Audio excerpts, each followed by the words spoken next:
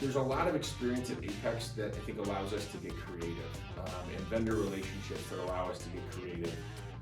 Whether that's getting different solutions from a bunch of different providers because we know that they all exist, that we've come across these problems before, that our installers, we've got a unique installation base based all around the country, which I think allows us to get a lot more creative to solve our customers' problems.